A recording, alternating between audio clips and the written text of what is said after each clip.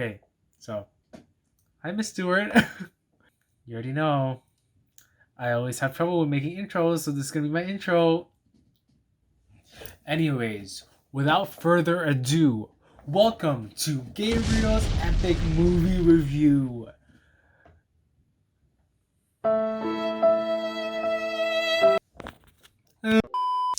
Okay, so the movie we're going to be investigating today is called Hidden Figures.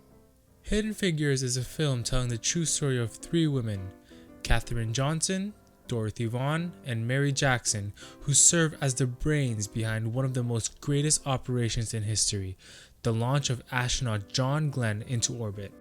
Katherine Johnson was a NASA mathematician who played a key role in numerous missions, including competing key calculations for the trajectory needed to get the Apollo 11 to the moon and back.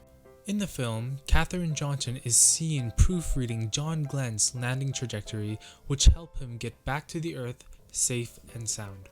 Similarly, Dorothy Vaughan was an American computer programmer and mathematician who made significant contributions to the early US space program, and she was also the first Black American supervisor at NASA.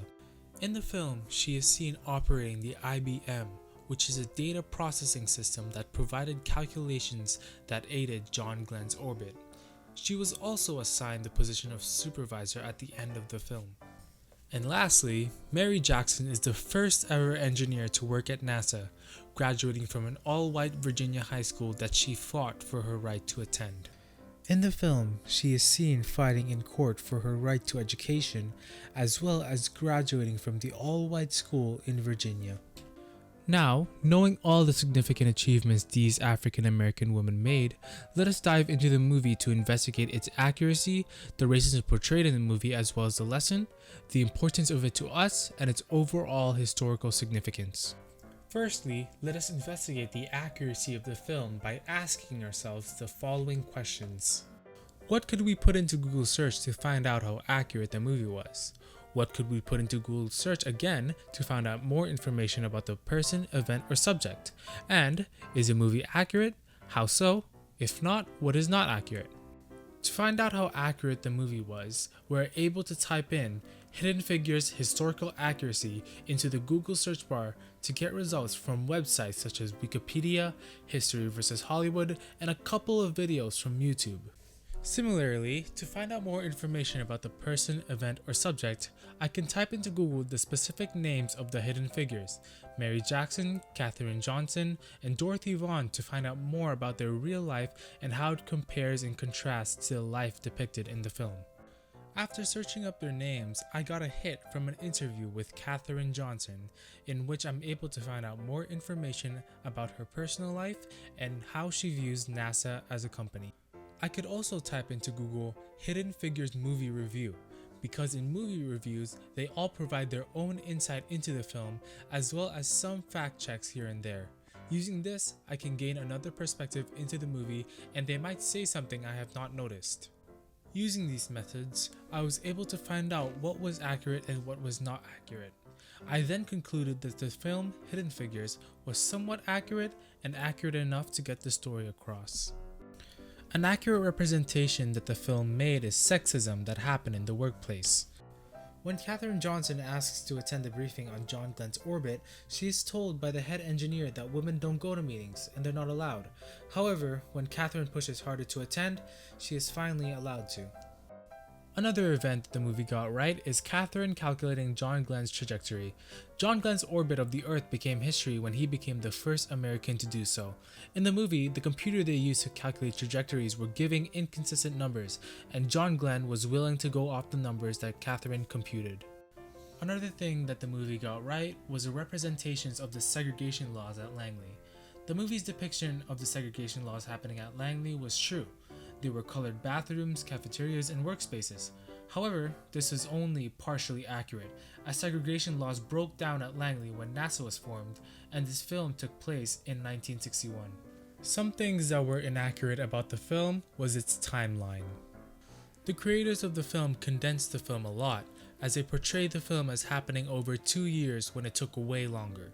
For example, Dorothy Vaughan made history by becoming a supervisor a decade earlier in 1949, while the movie took place in 1961. Because of the condensed timeline, the three women did not cross paths as much as they have in the film. This meant that they were not as close as it was depicted. In the movie, there was another scene where the director of the Langley Research Center, the place where the three women worked at, breaks down the sign for the colored ladies' room. However, since this film took place in 1961, segregation ended at the Langley Research Center in 1958, so this would be impossible. Now, with the historical accuracy question answered, let us go into its historical significance by asking ourselves the following questions. What racism or discrimination occurs in the movie? Is there bias in how the event or issue is portrayed, meaning whose perspective is the event or issue from?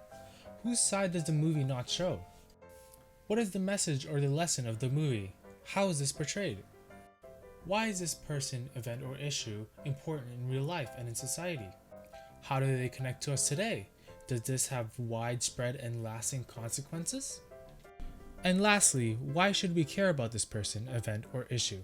Is this symbolic or representative of key historical issues or trends? To answer the first question, there were a ton of historical references in the film that reflected not only racism, but sexism that happened in 1961. Let's go through them, shall we? Hello, everybody. Today, I'll be offering a free reading of all the racism and sexism that happened in the film Hidden Figures as well as in history. So, let's get to it, shall we? So some examples of segregations are colored schools, colored bathrooms, colored coffee pots, colored water fountains, colored sections in libraries, colored sections in buses, colored entrances in buildings, and colored seats in courtrooms. More examples of racism include Dorothy Vaughan being denied the position of supervisor just because of her skin color, Katherine Johnson having to run half a mile just to use the colored restrooms because there were none in the building she worked in, the unceasing staring of Katherine in her workplace because she was seen as foreign and strange due to her skin color, the impossibility of Mary Jackson becoming an engineer because she's an African American woman and can't attend schools that would give her the proper education to become one, anti-Russian racism, saying that Russians can't be smarter than Americans, and also the illusion of the Freedom Bus fire reference in the movie.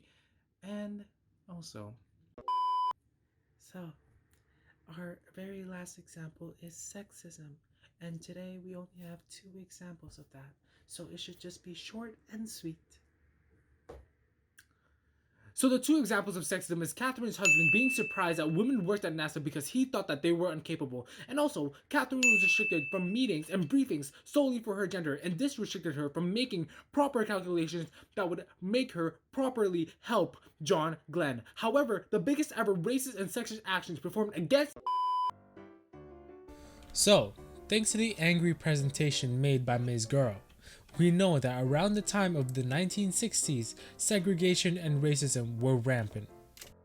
Moving on from this first topic, we can ask ourselves our next question. Whose perspective is the event or issue from? Is there bias within this? Well, the film is shown through the perspective of 3 women, Katherine Johnson, Mary Jackson, and Dorothy Vaughan. Through their perspective, the film shows the blatant racism and sexism they face just by trying to pursue their dreams. This shows bias in favor of the 3 women. However, this does not inherently mean that this is bad. This bias is not inherently bad because the movie needed to specifically focus on these 3 women to teach a valuable lesson. Pursue your dreams no matter who you are and what people tell you. This is portrayed by showing the tremendous achievements that these 3 women had done despite them being in an environment that economically, socially, and politically oppressed them. This then leads us to our next question. Why is X in this movie important in real life? How is the person, event, or issue important to society?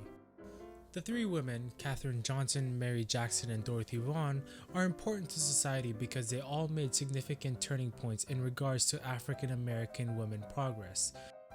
Each of them made distinct achievements that showed the people of society that African American women are not a force to be reckoned with.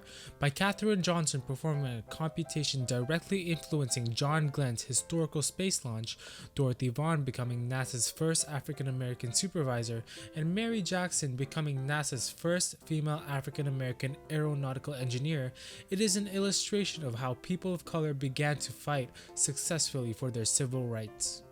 These women and their achievements connect to us today by the historical concept of cause and consequence. This event is one of many to help and depict the progress of racial and gender equality, which is a fight that still happens today. This movie represents a change not only in astronautical progress, which is having women of color in the field contribute to historical events, but in racial progress, thus having a widespread and lasting consequence. This then leads us to the reason I'm making this video and the reason you're watching it. Why should we care? Well, us as a society need to care about these events because it gives us a perspective of how not only African Americans, but people of color and minorities struggle to achieve something a privileged white man easily can. Now, I'm not saying privilege is bad. Almost all of us are privileged in some way, but the fact that there are some people in this world who are purposely and maliciously exploiting their privilege to benefit from the suffering of the non-privileged, that's bad. Recognizing these events and why they took place educates us on what the historical context was 60 years ago. This then helps us to develop a society that is more accepting and progressive than the past. By developing a more open society, we are able to create more room for minorities to grow, and who knows, maybe one of them will make the cure to cancer. This film, as well as many other films, represent a point in time where people of color were not accepted and were systemically oppressed. Despite this, these people's stoic strength, determination, and willpower allowed them to achieve the impossible. Hi, Miss Stewart. So right now it is 2 a.m. in the morning, and sorry for the abrupt ending to my project, but a man's gotta sleep, you know. Good night.